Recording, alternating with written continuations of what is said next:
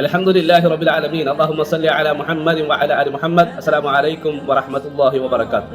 സവാബുൽ ഹസനത്തിൽ ഹസനതു ബഅദഹ. ഏതൊരു നല്ല പ്രവൃത്തിയുടെയും പ്രതിഫലം എന്നുള്ളത് ആ നല്ല പ്രവൃത്തികൾക്ക് ശേഷം മറ്റൊരു സൽപ്രവൃത്തി ചെയ്യാൻ കഴിയുക എന്നുള്ളതാണ്. റമദാൻ നമ്മളോട് വിട പറഞ്ഞ ഒരു സാഹചര്യത്തിലാണ്. റമദാനിലെ നമ്മുടെ ജീവിതം എന്നുള്ളത് ഫകാന യഖറഉൽ ഖുർആൻ, ധാരാളമായിട്ട് ഖുർആൻ ഓതുന്നവരായിരുന്നു. വയഹാഫിദു അലസ്സലാ, നമസ്കാരം കൃത്യമായി നിർവഹിക്കുന്നവരായിരുന്നു. അതുപോലെ തന്നെ വൈസ്തനിബുൽ മആസി, പാപങ്ങളിൽ നിന്നെല്ലാം മാറി നിൽക്കുന്നവരായിരുന്നു.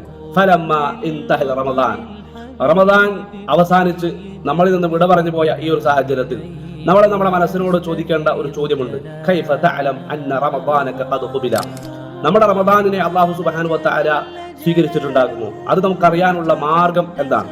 അതിനുള്ള മാർഗം ഇദാ കുൻതു ബഅദ റമദാൻ വാദിബു അലസ്സലാ, റമദാൻ അവസാനിച്ച സാഹചര്യത്തിലും നമ്മൾ നമസ്കാരത്തിന്റെ വിഷയത്തിൽ കൃത്യനിഷ്ഠത പുലർത്തുന്നുണ്ട് എങ്കിൽ, വഅഖറഉൽ ഖുർആൻ, ഞാൻ ധാരാളമായിട്ട് റമദാനിനു ശേഷവും ഖുർആൻ ഓതുന്നുണ്ട് എങ്കിൽ, വഅജ്തനിബുൽ മആസി, പാപങ്ങളിൽ നിന്ന് വിട്ടുനിൽക്കാൻ നമുക്ക് സാധിക്കുന്നുണ്ട് എങ്കിൽ, ഫദാലിക ദലീലു ഖബൂലി റമദാൻ, അതാണ് റമദാൻ നമ്മളിൽ നിന്ന് സ്വീകരിച്ചിട്ടുണ്ട് എന്നതിന്റെ അടയാളം.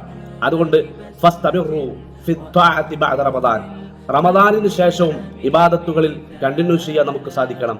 ഫഇന്നല്ലാഹ യുഹിബ്ബുൽ മുദാവമത അലൽ അമൽ, അല്ലാഹു സുബ്ഹാനഹു വ തആലയ്ക്ക് ഏറ്റവും ഇഷ്ടമുള്ളത് സ്ഥിരതയുള്ള കർമ്മങ്ങളാണ്.